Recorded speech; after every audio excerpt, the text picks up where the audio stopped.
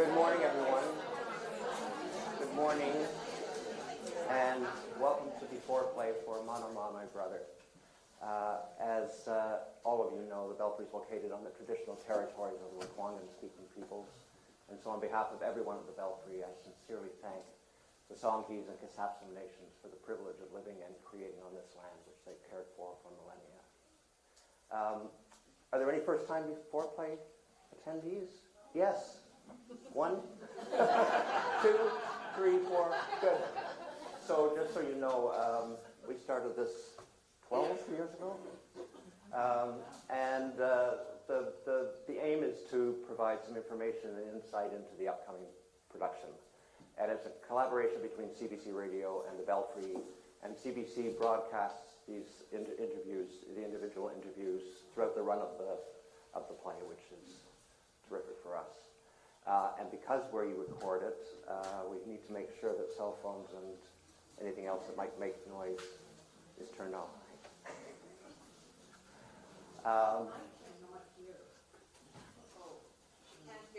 You can't hear me? I know it's something funny with mine. I think you'll be fine with everybody else, and I don't count, so don't worry about it. That's everything I need to say. Yeah, I'll hand it over to Gregor. Thank you, Gregor.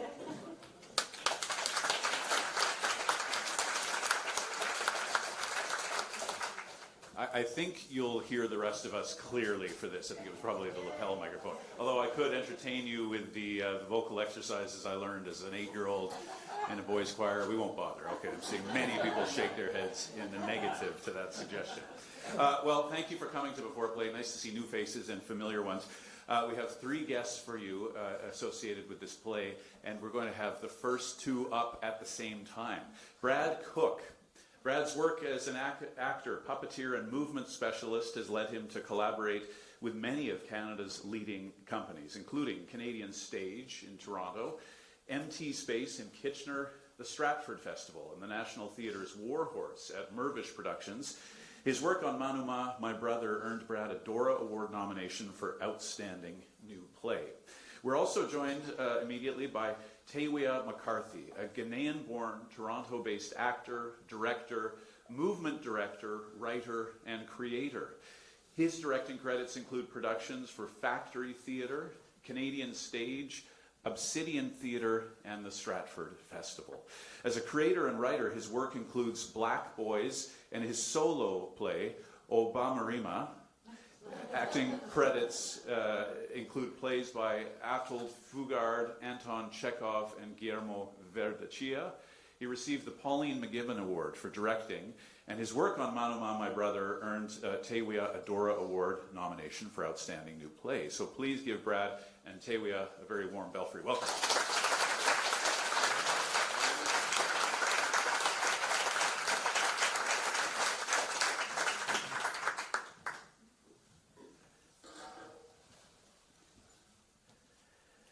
Good morning.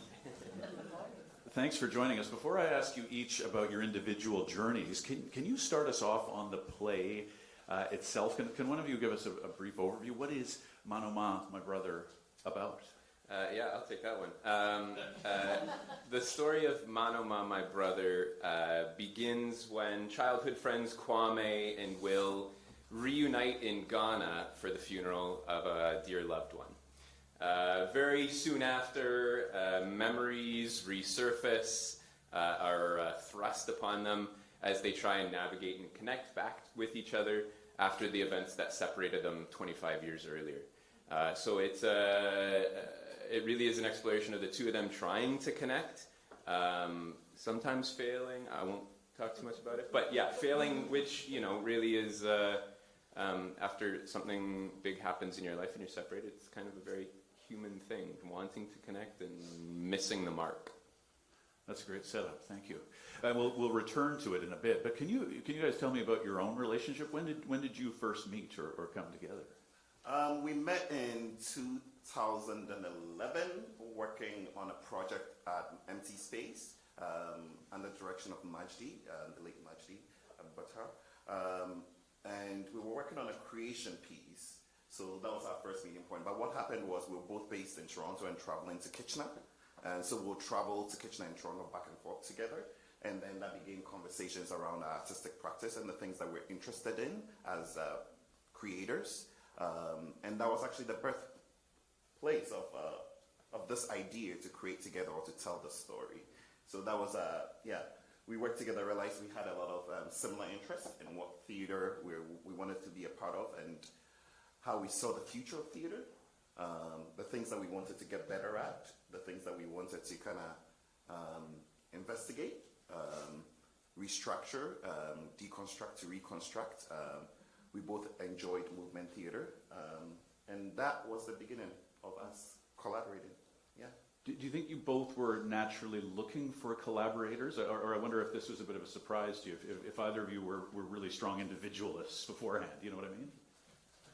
I mean, that's a great question. I think, part of the processing, this is kind of going into some other questions, but part of the process that we did with MT Space is very much how we began the creation of this piece, which is very collaborative, right? It's very collaborative. It really is an ensemble-based approach of creating theater. You start with ideas and prompts, and then you kind of explore together. So, I don't know. To answer your question, were we looking for it? Maybe we didn't know we were looking for it, but maybe it was something that was sort of. Obviously, it was a pleasant surprise. Yeah. And what about Maanomaa, My Brother? What were the origins of that? How did you come to write that? We were in a car, from what I remember, and maybe the beginning point might be different for Brad, so he'll... 2011 is a long time ago. Yeah. We were driving home and we're talking about kids and at what point they start realizing the differences between them, especially if they come from different races. So we're having a conversation around that. And I think for me, that was the beginning point of it. Like, there was a curiosity around events that happens in our childhood that shifts our perspective of the world. So for me, that was like the beginning conversation as to how this started. And then we had talked about maybe finding time to go into the studio to we use the word jam together. So that was some of the questions that we had, the curiosities we had when we went into the room to jam. Yeah. Mm-hmm. Yeah, the drive from Toronto to Kitchener should take you an hour, but it doesn't take you an hour, so we had a lot of time to talk. That's interesting, though. Something about... No, that's right. Something about driving, though, right? Where you're not staring over a table at each other. Yeah. You're kind of going through something fairly mundane together. It can foster creativity, I think. Yeah, I was driving, but you're focused on something else, right? Yeah. And yet you have time and space to kind of, as Tawiah said, jam on ideas and riff back and forth and, talk about all matter of subjects. What does a jam look like, by the way, in a theater setting, or once you get out of the car? A lot of us probably imagine a jazz session, or a band, musical setting. What about a theater jamming? What does that look like? A lot of this comes from our practice with Majdi at Empty Space. Usually, you're going into a studio, you have an idea in your head. It's usually a bigger idea, like a huge idea. Kids and events that might cause them to change their perspective of life. Use that theme and you just literally move. Sometimes you move to music, you put a sound on and you just move in the space and you start filling the space out. You start from the individual, so you start from the actor itself, yourself, you start from within and then out. And then you start playing with your scene partner. So things kind of come out, right, on how you start interacting. And usually you open out a whole bucket of ideas. And then you see the ones that seem to be coming back, repeating itself, because usually that's the seed of where you want to the seed that you want to plant to germinate into what you want to create. And just to jump off of that too, sometimes it's 30 minutes, hour-long improvs. So, you might only find a minute of something that's worthwhile in there. So we were very fortunate early on too in our creation process to have Anne-Marie Donovan, who worked as our outside eye. So she would feed back to us because you're working for, 30 minutes on an improv, you don't remember everything that came up. So she would feed back us on interesting things that came up. And so then we'd be like, okay, yeah, I remember that. Can we go back and repeat it? We go back and repeat it, and how can we evolve that? How can we dig into that, whatever that was for both of us, a little bit deeper. Do you ever record jams? Is that worthwhile, even just for yourselves? Yeah. Yeah, we do. Yeah. We do. Video record, sometimes we just record our text so that we can go back to it and figure out what it is that resonates with what we're doing. What about movement? And maybe I'm overthinking this, but I wonder if you can explain to us what you mean by movement in this context, or this theatrical context. Well, I mean, you see a lot of it. Yeah, I think, for me, it takes different shapes and it takes different forms, but for me too, one of the big things that starting in this kind of process that's really beneficial is, for me, it really starts with relationship. It's across space, it's about relationship, it's what I see in that moment. It is very, ephemeral in a way. It disappears very quickly, which is why it's so important that we have somebody on the outside. But, it's tough. It takes really different shapes and forms, and it is highly physical. It's not, I wouldn't say it's dance, but some people might see it as dance-like. I don't know, anything else? I think it's impulses, right? So physical impulses, and we do it in our daily lives, right? What you might do when you're nervous, you might tap your feet, you might readjust when you're uncomfortable, or your chest comes out a little bit when you're more comfortable. So it's just physical impulses that you kind of introduce into the room, and whoever you're playing with listens and responds. So there's an element of active listening, and you do that as actors when you're on stage too. What are you hearing and what are you responding to, and what are you offering? No, not the right word. What are you contributing into the play? So it's a bit of really listening, and then there's the aspect of rhythm that comes into it as well, right? A rhythm comes in. Do you take the rhythm and carry it on, or do you actually go in contrast to the rhythm to invite something else into the space? We do that as actors with text as well, right?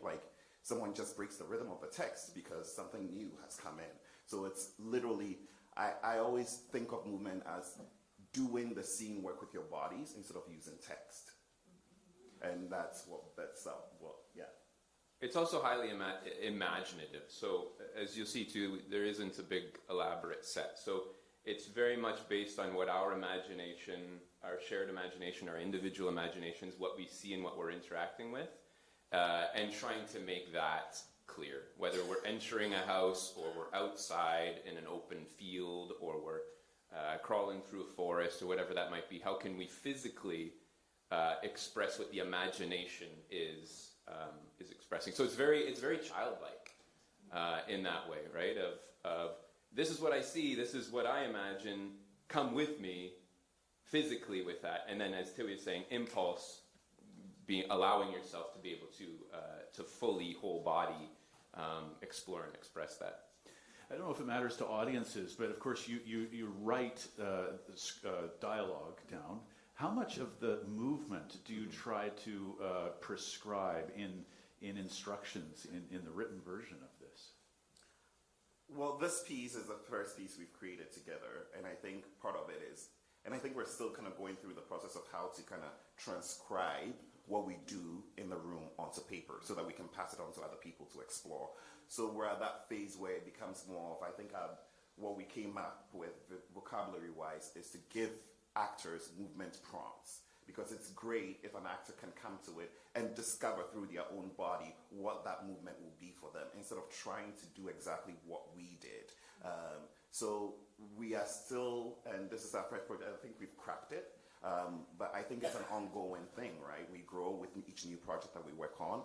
So we're trying to refine what that language of transcribing movement through a creation process into a documented script that can be passed on to other artists to work with. How do you feel about other, I know you're focused right now on this production. Maybe I'm asking you to think too far in the future, but how do you feel about handing it on to other actors years, maybe even decades from now, if you imagine that? Yeah, it's really exciting, actually. I think it's something that we talk more and more about, right? I think creating anything in any way, you put so much of yourself or your own needs, desires, as Tawiah was saying, to things that you're wanting to explore. So it's always interesting to see how somebody else might embody that, right? What somebody else might bring to it, how they might interpret a character that we've spent so much time investing in. So I'm thrilled about it. Yeah. Now, you premiered Maanomaa, My Brother, at Canadian Stage in Toronto in 2023. What's the process been like to return to this piece now, a few years later, for each of you? We've done the return process like twice now, because the first workshop we did a workshop presentation of it in 2016 in Kitchener, Waterloo, and we took quite a chunk of time away from it and then came back to it again during COVID. I think each time we've come to the project, we have grown as individuals, as people, but also grown as artists. Because during these breaks, what we've had the opportunity to do is go into our individual practice, right? Work as movement directors, work as directors, write other pieces. So you come back to the project with a bit more experience and a bit more understanding of how to navigate this process of creating this piece. And I think it came in quite handy when we came back to the project in 2023 to work with Philip.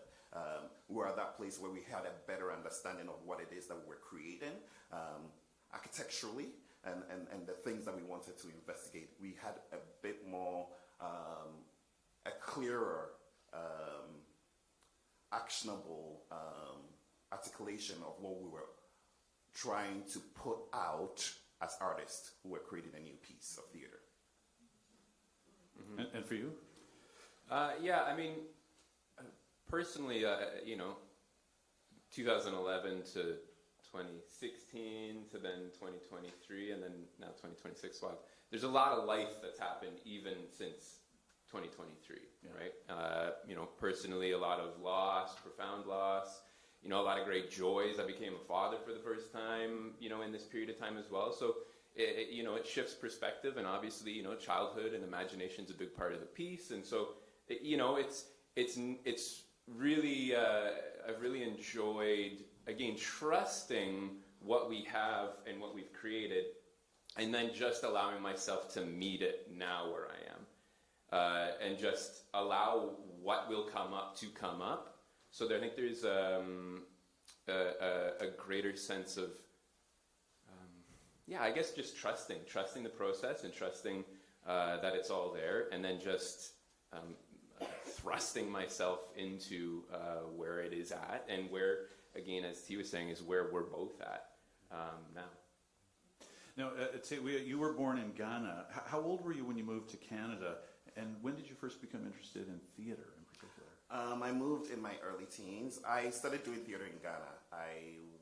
In Ghana, when I started, it was more of an extracurricular activity.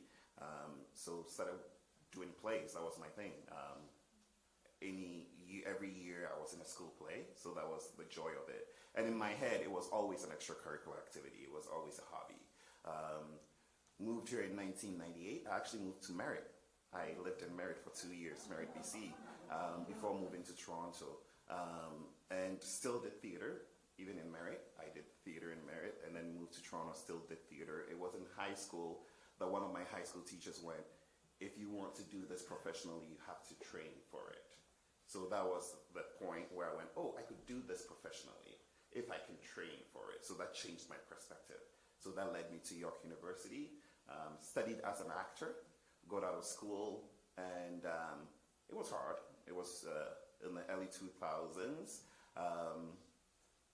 And I started creating for myself because I found myself in a place where I was auditioning but not getting into shows. So it was like, okay, what's the best way to audition on a broader scale? Write a play where you get to play all the characters you'd like to play. So wrote my first solo show, Babarima, which had me playing 8 characters. It had me dancing, it had me running, it had me doing all these things that my young body could carry. And that was, I would say, the beginning of my professional career, because that show toured around Canada and did well and kept coming back. So it kept me active for a while. So that's how I kind of got into it. I feel like it's one of those things that had always been there, and it was getting to that point of realizing the understanding that just like any other career, you put in the work and you can actually make it work, was a shifting point for me in my career. I wonder if I can just ask you about merit briefly. Well, you can say as much or as little as you want about this, but coming from Ghana to merit is a long way, and I wonder if theatre, played a significant role in you getting, adjusting to new community. It did. My first year in merit, it's like my lunchtime was in the library. Every free time was in the library because I didn't really have a lot of friends. I don't know if this has changed. I haven't been here in like decades, but we were like the only black family there, so it was a bit challenging. And then I discovered the theater class. Like I discovered that they actually offered drama as a class. So I got into it, and Mr. Baker, who was my drama teacher then, took a liking to me, and that was the turning point for me. So the drama students became my group of friends for a very long time until I left. So it was my haven. But I will also say that even when I was in Ghana in boarding school, that drama club was also my haven. Like it's as a queer kid, it was that place where I could go and feel safe, right, in some way. So yeah. Brad, what about your own background? Do you remember the first piece of theatre you saw and what drew you to a life in the arts? I do, yeah. First piece of theatre, it was Phantom of the Opera.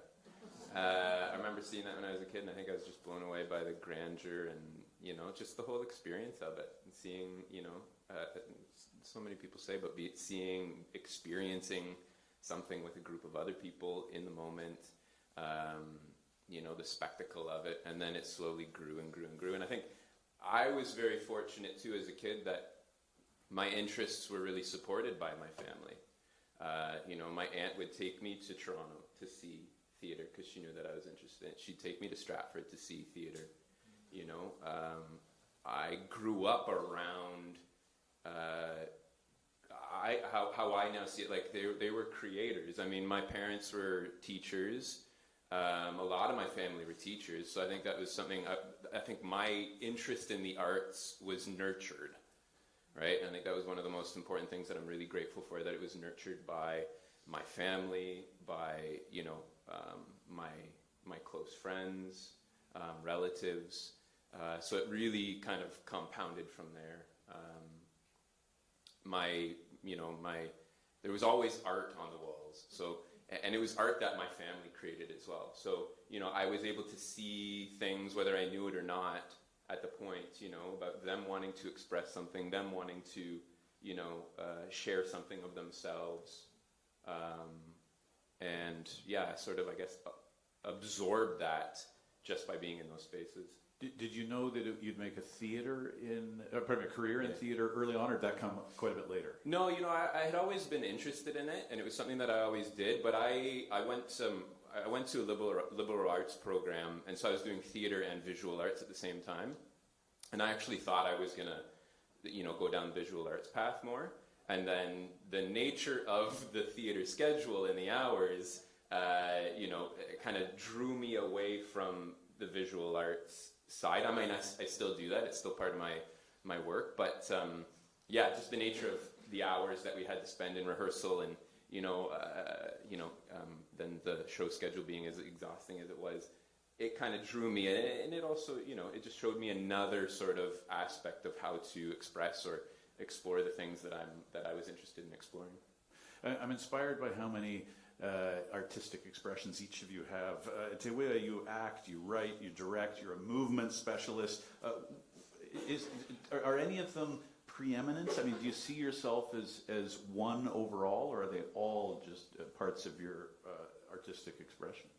The best way to describe it in my practice is that it's phases in life, right? They are all I have a passion for all of them, but the journey that I've gone through, like there was a period where acting was like the main focus for me.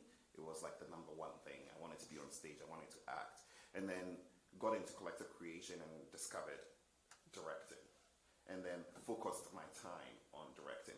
I always say that I'm in my directing phase right now, but that doesn't mean I still don't act, I still don't write, and I still don't do all the other things that I do. But from experience, you know that you have to put in the time. You have to do the work. You have to grow in it. You have to mature in it. So I spent quite a chunk of time doing the acting, and then when directing happened, and I will say this since I'm here, one of the people who really supported my directing career, or the beginnings of my directing journey, was Philip Akin, who's a mentor to me. I put the time in, and that was something that he would say too. You have to put the time in. You can't just dip in and dip out and expect that you get better at it. So I'm still in my directing phase. I'm still growing. I'm still learning. And directing is also leadership. It comes with a lot of things around it. So I'm learning all these things. The writing has always been there. Of all the things that I do, writing is one of those things that I say I'll put because it's challenging. Yeah. It's so hard. And it's something that I'm still working on it. I'm still working on it because it's really hard, and I hesitate sometimes to even call myself a playwright. I write, but I hesitate to call myself a playwright because I've met playwrights. Yeah, and I know the time and the dedication and I know the work that goes into it. And I put the work in, but I'm not there to be able to. So it's easier for me to call myself a writer or a creator because that kind of works in tangent with each other. But I hesitate sometimes to call myself a playwright. Yeah. What about you, Brad? Do you have a similar hesitation, and how do all these different artistic pursuits balance for you? Yeah, it's interesting. I mean, when I think back to it, I think what I have tried to do, and I think I've just become more aware of it as I've gotten older, is to trust the deep currents within me, and to be able to find the space to listen to those deep currents, whatever they may be. And I think it's helped that I've had supporters and teachers. I can't talk enough about how important the teachers in my life have been. Mm-hmm. That's right. You know, the teachers in my life, and and other collaborators and other people who've offered, as Tawiah was saying with Philip, mentorship and other sort of just encouragement in certain things that they see in me. But again, I'll come back to the thing about nurturing, right? It's about nurturing what interests are. So it's been that sort of getting that reflection back, and then just trusting those deep currents. And within, through school, I remember hearing once someone talking about making sure that you're always in the work, whatever that might be, and that everything relates to it, right? My visual arts practice relates to my acting practice, which relates to, puppetry, it relates to movement work, right? And in all the different ways, depending on how you look at it. So I don't see them as separate things. I see them as one thing with, yes, they have very different skills and approaches and processes that you undertake to go towards it. But again, I feel like it all stems from that same core, and trying to trust where that core is, and yeah, putting in the time to explore what each of those facets are. Let me ask you finally each what you hope audiences take away from Maanomaa, My Brother, because you put so much, years and so much time and of your own creativity into it. What do you hope audiences come away with after seeing it? I think for me, the biggest thing is imagination.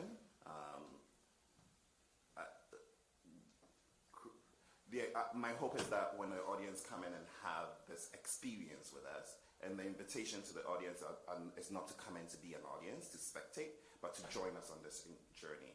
So to join our imagination, to see the world that we're building, to see the experience, to be with us on that journey. So my hope that in going through that experience, we are able to expand their imagination of what theater could be, their imagination of what relationships could be, and also give them some form of encouragement to imagine a possible future where everything that we talk about, our experience, the hope, the joy, is possible,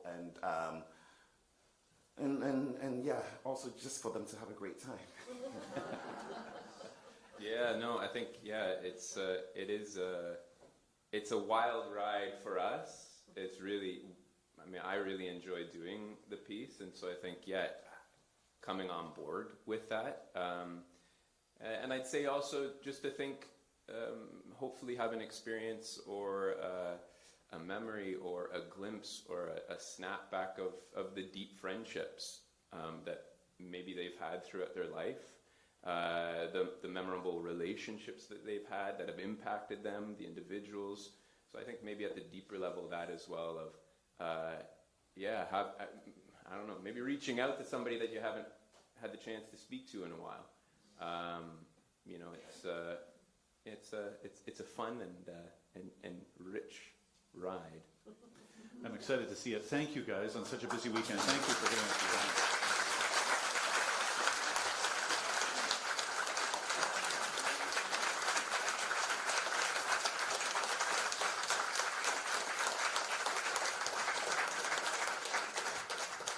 Brad Cook and Tawiah M'Carthy are the creators of Maanomaa, My Brother. Our next guest is Philip Akin, the director. Philip is an award-winning Canadian actor, director, writer, and arts leader whose career spans theatre, film, and television. He's appeared with leading companies across Canada, including Soul Pepper Theatre and the Stratford and Shaw Festivals. He's a founding member and former artistic director of Obsidian Theatre, Canada's leading company dedicated to Black voices, stories, and artists. His work on Maanomaa, My Brother earned Philip a Dora Award nomination for Outstanding Direction. So please give Philip a warm welcome to the audience.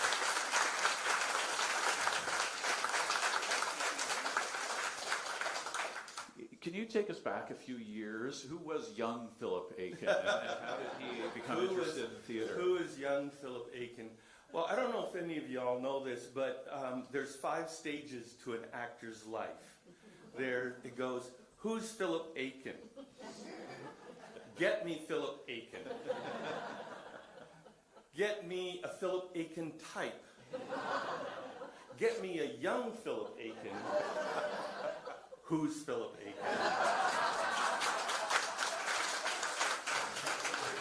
So, yeah, that, you know, I started out, my family came up, my mom and dad came up in '53 to Oshawa, Ontario, that thriving hotbed of multiculturalism.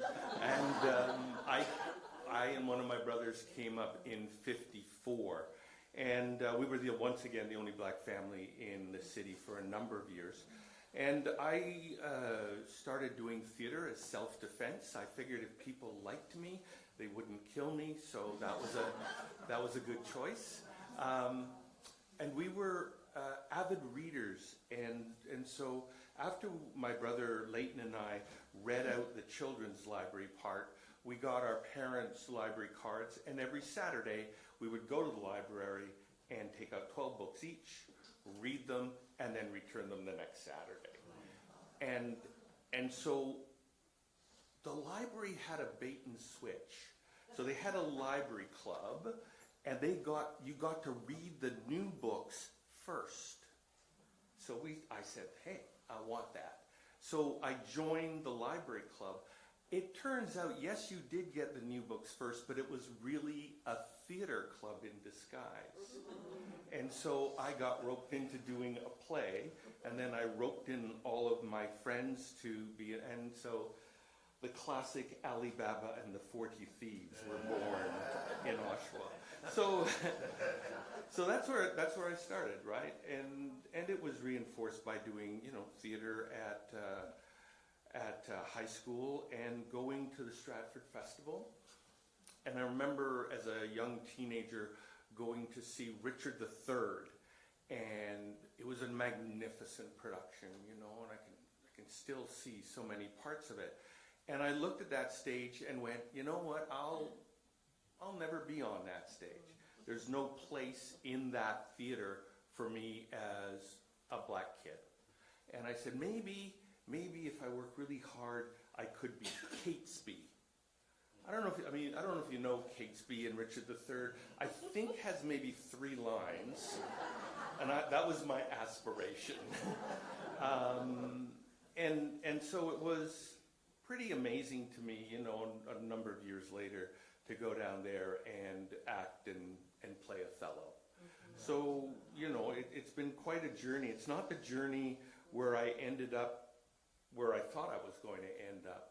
So young Philip Akin just was like, this is neat, this is cool, this is a way to break loose of the constraints of the reality of society at that time. And then, you know, it turned into a life of screaming things and saying, no, this is wrong. And yeah, so that's young Philip Akin. The CBC radio host in me is going to be a bit pushy. I hope that's not. Okay. No. It's not about the room. I'm just worried that we won't hear you properly later. Okay.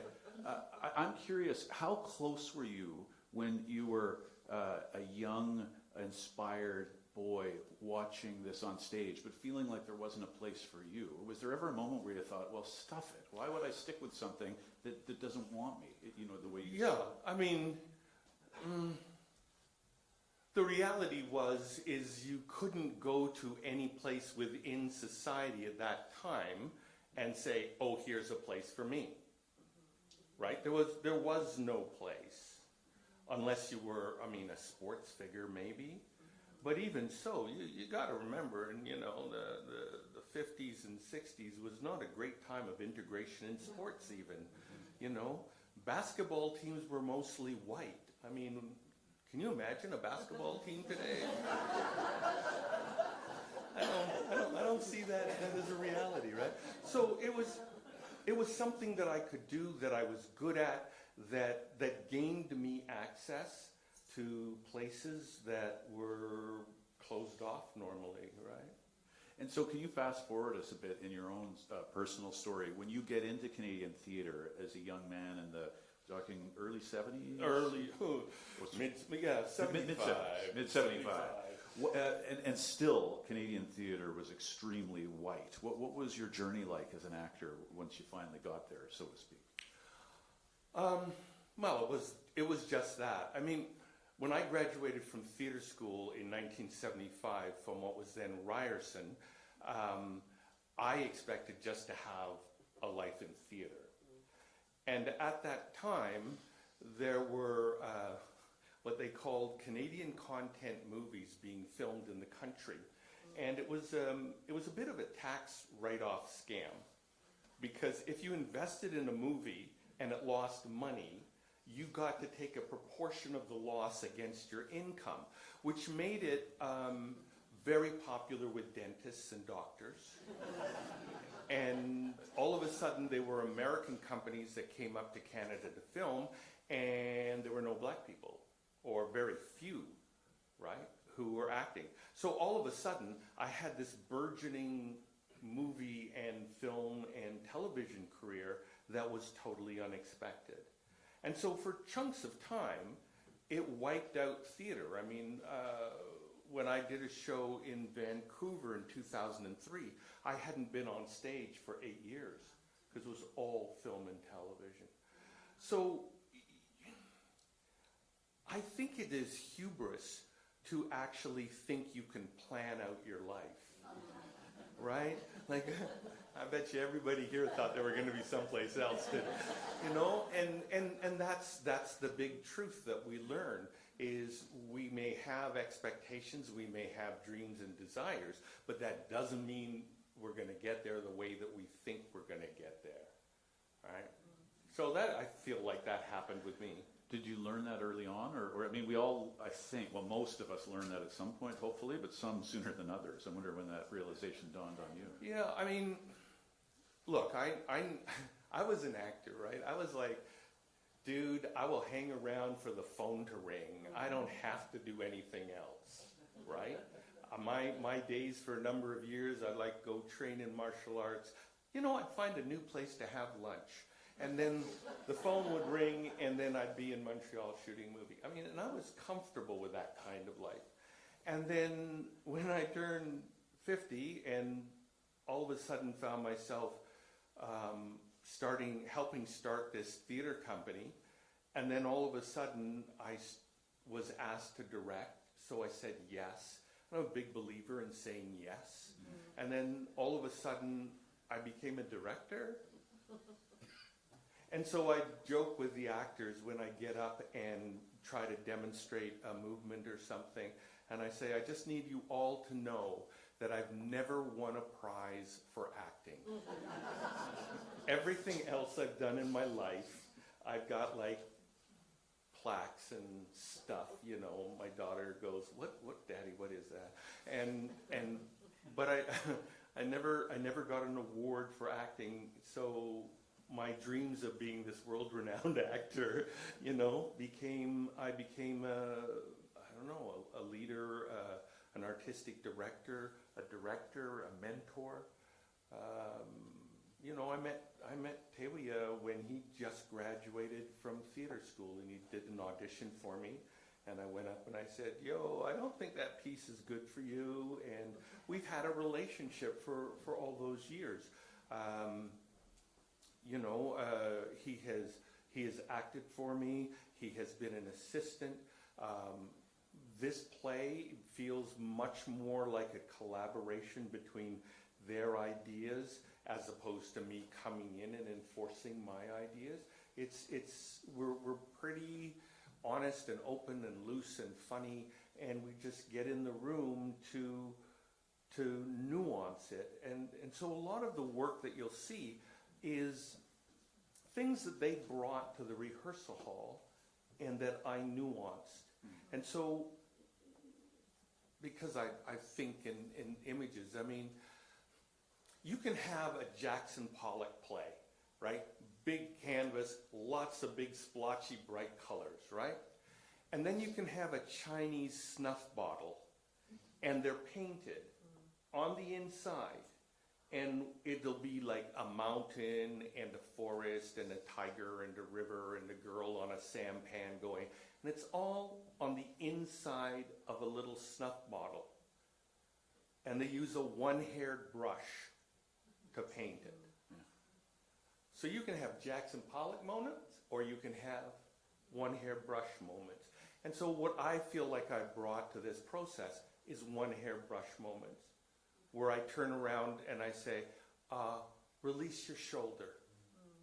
What about this? Can you just, and it's that kind of detail work. And coming at it again 3 years later, I've said a number of times, why didn't that first director figure all this out? You know? When you first agreed to this, was there any part, I mean, however many, 3-4 years ago, or maybe it was before that? About 4 years ago. Was there any part of you that was intimidated because they had created it themselves and they were going to be there? I wonder, no. No, I mean...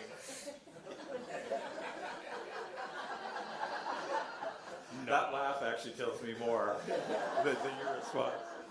Yeah, I mean, I tend to be pretty bold in my statements. I mean, I was down at Shaw rehearsing a show, and Tawiah phones me up. It was April, and the show was to go the next January, and he said, Philip, we're doing the show, would you direct it?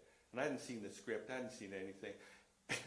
Never do this. And I said, sure, I'm happy to do it, no problem. And then I got the script and I go, I don't understand what's going on here.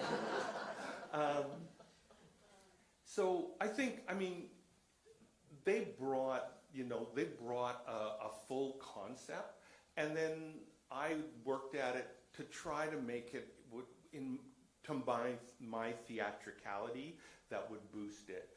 So I think there's a story that's told at the beginning of it, and I sat down when we first started rehearsal. I said, okay, let's do scene by scene. Let me see what you've done. Let me see what you're bringing, and then I can understand how I can embroider off of that. And so I said, so what's happening with this story? And they said, well, the way we've seen it is, the lights will come down, and it'll all be taped, and we'll just play it for the audience. I said, well, that's bullshit. I said, we're coming out of COVID. Who wants to sit in a theater your first time out and listen to people on a tape? That's ridiculous. And so then, and it literally became, okay, stand up, every other sentence, alternate every other sentence. And they did that, and I said, okay, that's it. Right? And so, and it actually became one of the really great entry points into the work. But it comes from impulse and trusting the impulse and just going with it. And where you're at too, right? Because I wonder, would you have called it bullshit in 2016 if you'd sat down with them before the pandemic? It was always bullshit. You're getting a nod.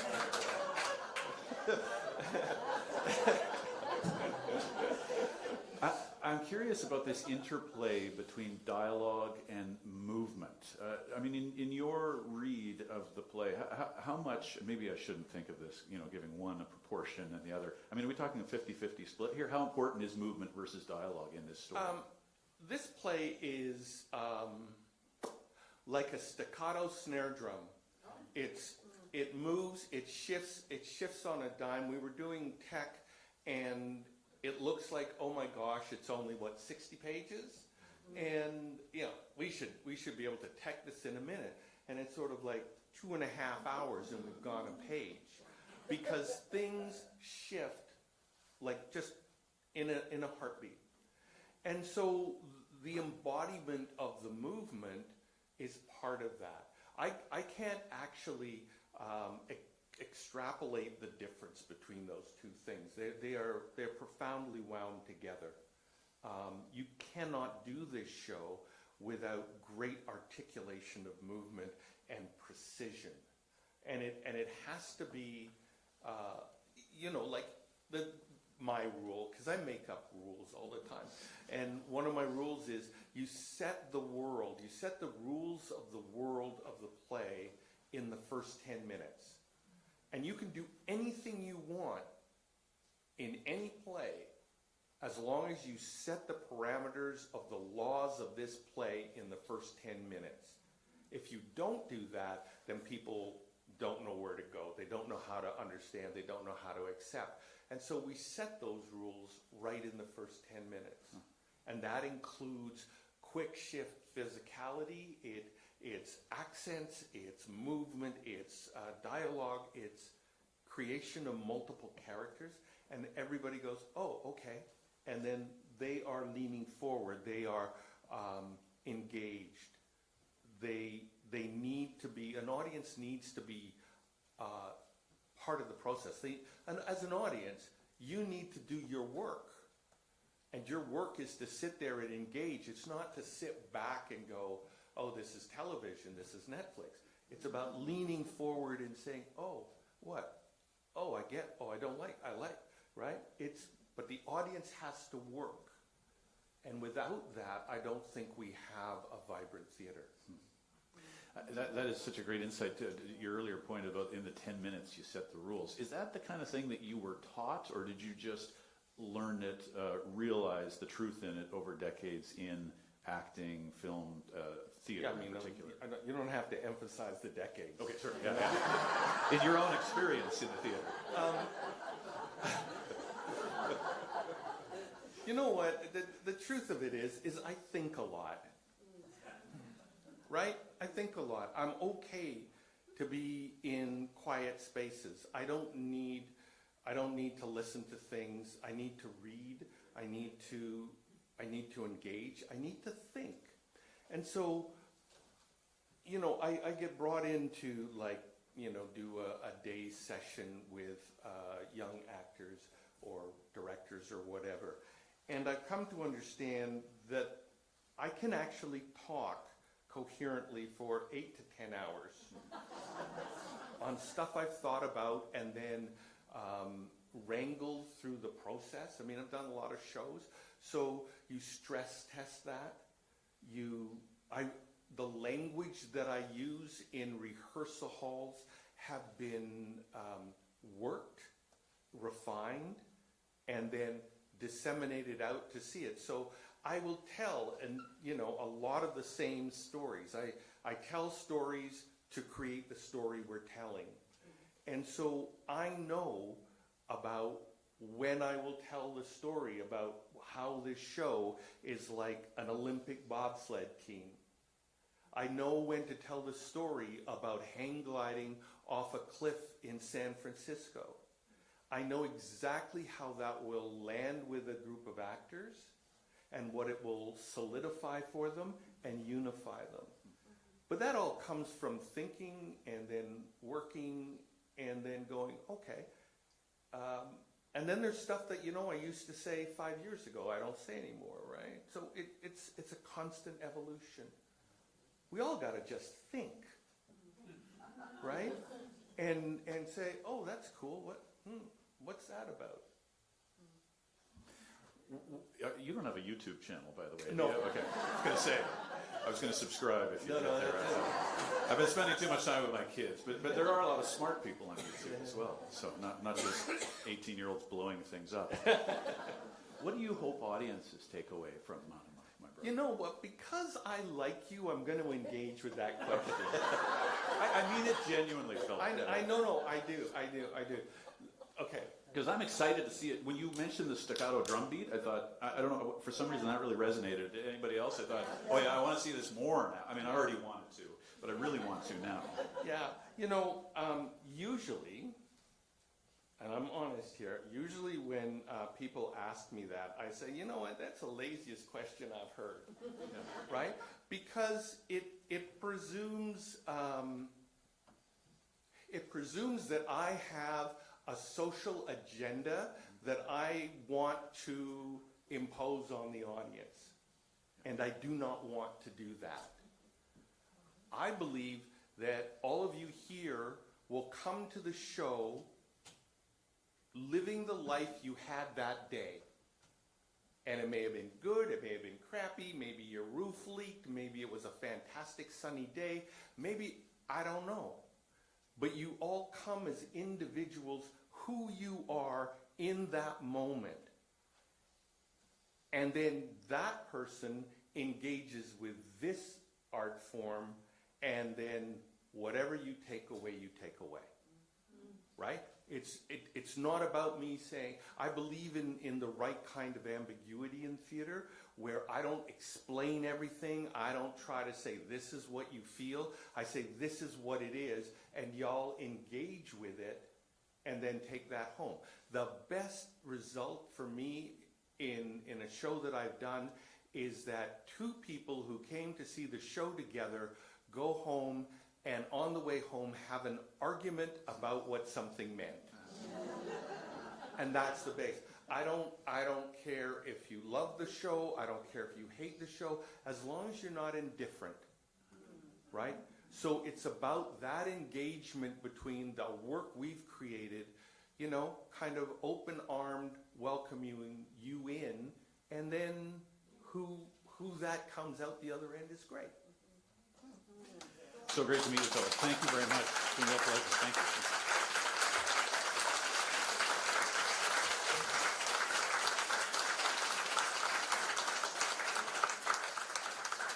Philip Akin is the director of Maanomaa, my brother. I'll see you at the theater. And don't forget the box office is open on the way out.